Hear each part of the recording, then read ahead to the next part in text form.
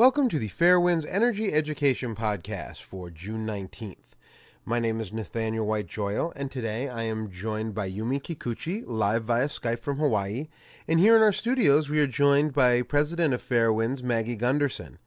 Today we're going to discuss the Aloha Fukushima Kids Hawaii project and how we can help the children from Fukushima. This is an issue that's close to all of our hearts at Fairwinds. Thank you both for taking the time to speak with us. Thank you for having me. Thank you for having me. Yumi, let's talk a little bit about what the Fukushima Kids Project is and what you hope to achieve. Fukushima Kids Hawaii project is trying to bring children from Fukushima to spend this summer vacation, July to August, in Hawaii. And the reason we are doing this is we are all mothers. I'm from Japan, and I actually moved from Japan to Hawaii after the earthquake and the whole nuclear accident. The accident of the Fukushima Daiichi nuclear power plant in March 11 and after. For fear of radiation risk to the children, and also we were always wanting to live in Hawaii, so that was this is the time we should move quickly. And I thought our government would relocate children like they did in Russia. You know, if those areas of high contamination, people shouldn't be living.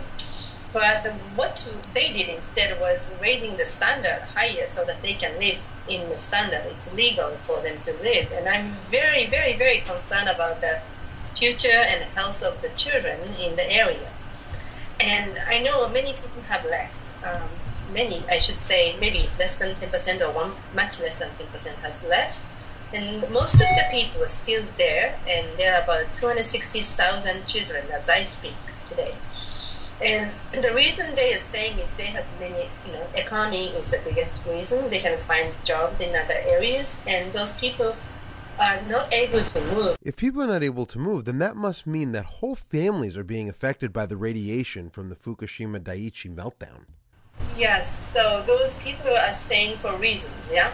Even though they have, they didn't want kids to have a healthy, long life, like every mother or father does. The father do. So we are hosting the children from Fukushima in Hawaii during their school breaks. And in Japan, we have school vacation in summertime, wintertime, and springtime, 3 times a year. So during those times, I'm hoping if I can raise enough awareness and support, and I need money, I can bring as many children as possible to Hawaii, because there are many willingness in my community to host children from Fukushima. So, and that's also good for us, receiving end of Fukushima children, to learn about what is at stake when you have nuclear power plants. Because we have lots of nuclear power plants on this planet, and some of them is on earthquake fault. Like San Onofre nuclear power plant is now shut down, but radioactive spent fuels and all the waste is still there, and we don't know what to do. So it's very human awakening thing. This thing is happening to us, so that we will be learning more about how to deal with those radiation, especially the high level waste, the spent fuel. We adults need to be responsible for what we created for our children. So Fukushima Kids Hawaii project is, of course, primary purpose is to give children chance to breathe the air and play outside, swim in the ocean, to see the dolphins and climb up the mountains, and all of that they are prohibited to do now in Fukushima. So that's a primary reason. But in the long run, I have a dream of as we humans are evolving to become more responsible steward of the planet, and we do not rely on the nuclear power plants, and we have more safe energy that is not creating problem for future generation. That's my long-term vision. So this is just a small, tiny beginning, but small thing can become big. I think this is a really good beginning, and it's really important when we look at what's happening. Fairwinds has done an enormous amount of work on trying to get the information out about the truth of what's happening in Japan. Currently, we have a blog up on the website called Demystifying Nuclear Power, and Art Keller is a guest writer who has written about the misinformation that the Japanese government is giving out, and that technicians who are trained to take the radiation readings are giving extremely low radiation readings, plus the standard has been raised. So it's a double whammy.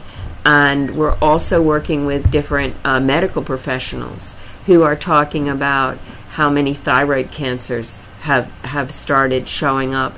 After an accident of the magnitude of Fukushima Daiichi, the thyroid readings that they're getting now at 2 years should have been something around 5 years. So that must mean that much more radiation came out than anyone ever suspected.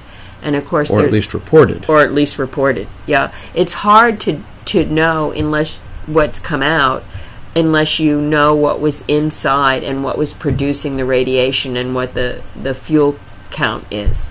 So it's a back calculation. And you raised the issue of the San Onofre plant. That was Fairwind's work. We worked on that project for 18 months and did many testimonies, and Arnie testified in front of the NRC, and in the Atomic Safety and Licensing Board's decision, they quoted Fairwind's report 11 times, just in the first 3 pages. I'm so grateful. That news came when I was in California raising funds for Fukushima kids, so I was so thrilled and rejoicing with all my friends whose other mothers in California who are raising money with me.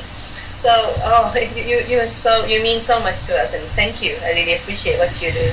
Well, we really appreciate what you're doing, and well, we need really each other to make this happen, because this is a turning point. I really hope this tragedy in future, when we look back, this tragedy, loss of so many lives, is something at the end we all will look back and we are grateful for. That's my vision. I really want this a turning point for humanity to wake up to how to live more carefully and consciously with the planet and with each other. You know, we have across the. I'm Japanese and you're American. If this were 65 years ago, we were killing each other. But we've come this far. We're not killing each other now. We are helping, and humans are wonderful. We have capability to help each other and support each other, love each other, and we now can care for the earth too. The Mother Earth, my ocean here, the Pacific Ocean is crying. You know, why do you dump all the radiation to me? All my fish is dying. That's what's happening, and I hope this can turn things around and we live more carefree, consciously, more compassionately, so to speak. It's my vision.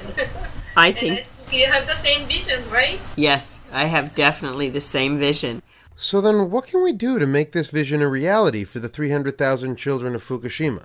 If I had power, I could do 300,000 kids, but I don't have power, nothing. I'm just one mother, and I'm not a rich person either. I don't have influence, but I will do what I can. What I'm trying to do is very small. This time is only 20 kids, but if I can do 20 kids, some people can do maybe 3 kids or 10 kids in other parts of the United States. If we can get to know each other and we coordinate, this can become like an international movement, become trendy to have Japanese kids for summer and have fun and host families.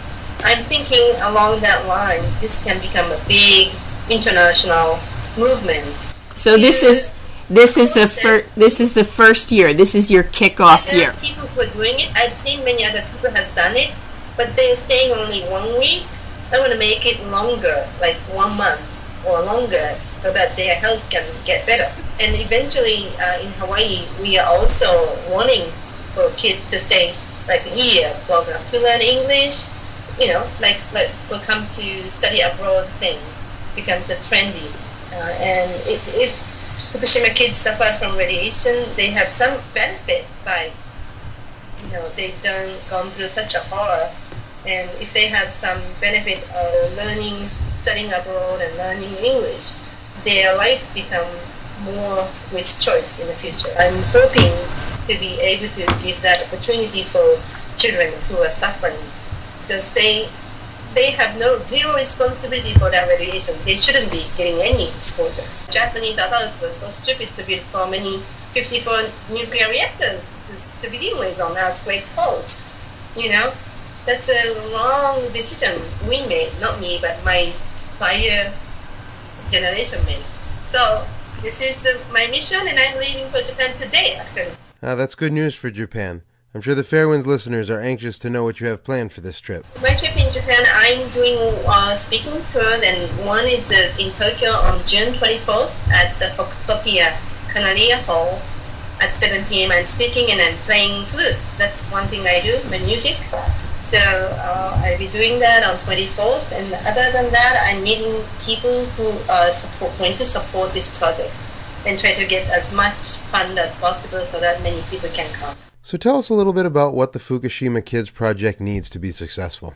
Oh, okay. I am looking for the funding of the airfare, which is about $40,000 as I speak today. $40,000 I'm going to raise. I hope to be able to raise that much. We'll see. I raised up to now. I raised about 1 million yen, about $10,000 so far. So another 30,000 to go. Yumi, what can our listeners do to help you reach your goals and bring these 20 children to Hawaii? Yes, I have a website. It's called Harmonics Life Center.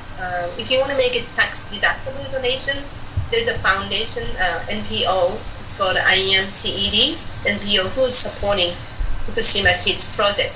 So you can donate then and make sure it goes to Fukushima Kids. Then the money will come to us and it's tax deductible. Some people prefer that way. Yumi, this is an issue that faces the whole world. Thank you for your work on this incredibly important project. We are in this together. I know. Yumi, I so honor your work. And I will be sending many blessings. Fairwinds will keep talking about this issue. We'll be thinking of you the whole time you're in Japan, and we hope to have you back on again once you're back. We're expecting they come here June 20th, and my house on August 3rd. The kids are going around many places in Hawaii, and they're going to be come to my area August 3rd to 15th. It'd be great to have you and the kids on the podcast once you're back. Excited to do that. So I'm looking forward to that opportunity. And we are too. And thank you, and have a very safe trip. It's beyond my word how grateful I am to Fairwinds and Annie and Maggie and all of the staff of Fairwinds. Thank you so much. You're welcome. Thank you, Yumi. We just want to take a moment to thank Yumi Kikuchi and Maggie Gunderson for joining us today. And we would like to remind our Fairwinds listeners that if you want to donate or get involved with the Fukushima Kids Project, all the information can be found on Yumi Kikuchi's blog at yumikikuchi.blogspot.com or at her website at harmonicslife.net. And thank you so much for tuning in to this special podcast from Fairwinds Energy Education.